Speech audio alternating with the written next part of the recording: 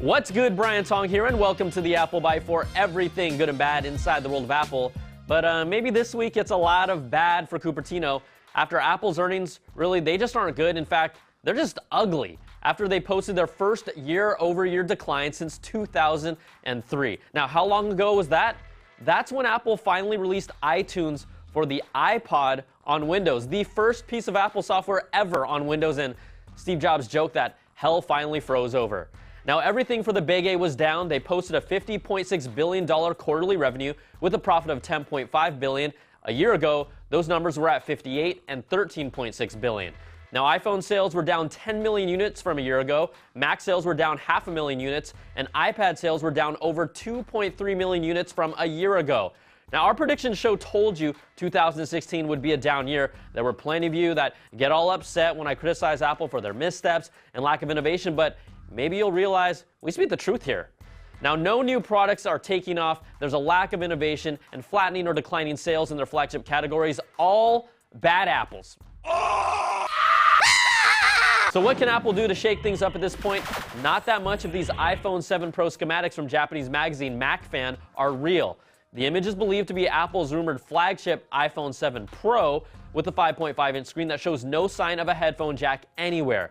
The schematics show the iPhone 7 Pro will have the same thickness as the iPhone 6s Plus at 7.3 millimeters and the same dimensions. There's a spot for the rumored dual lens camera and a smart connector on the bottom rear side, which we know can be used for data transfer or charging. So there are still potentially 3 different iPhones coming this year: an iPhone 7, iPhone 7 Plus, and an iPhone 7 Pro.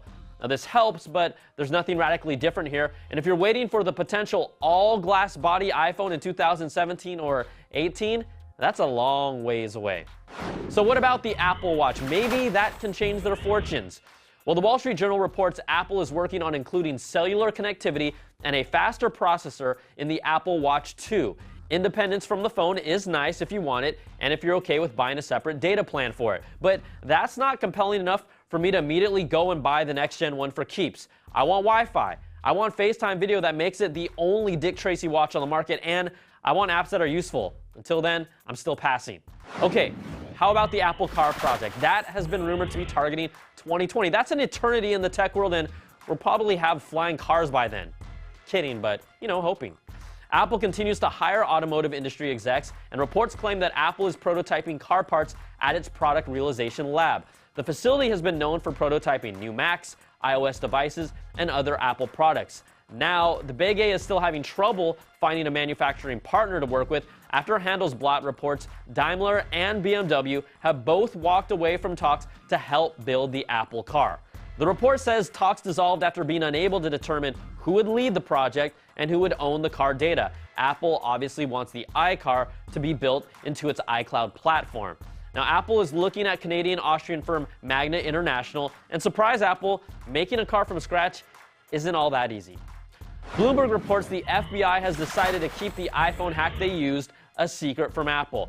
The FBI paid $1.3 million for the method, but they claim they never purchased the rights to the technical details of the hack and therefore don't have the necessary information. A review process known as the Vulnerabilities Equities process allows flaws to be submitted, and then it's determined if these security flaws should be disclosed to the company, in this case Apple, in order to fix them, but none of that will happen. And finally, are you rich enough for lunch with Tim Cook? For the 4th year in a row, Apple is participating in an auction through CharityBuzz for a chance to have an hour-long lunch at Apple headquarters with Timmy. Just like Apple's earnings, the auction has brought in less money each year, bringing in $610,000 in 2013, $330K in 2014, $200K last year, and right now it's sitting at $210,000. And you know what? In about 10 years or so, I'm guessing Tim Cook will be paying to have lunch with me. All right, that's going to do it for this week's show. You can email me at theapplebyte@cnet.com or tweet me at Brian Tong, or send your trolling comments questioning my sexuality on YouTube. Thanks so much for watching. We'll catch you all next time for another Bite of the Apple.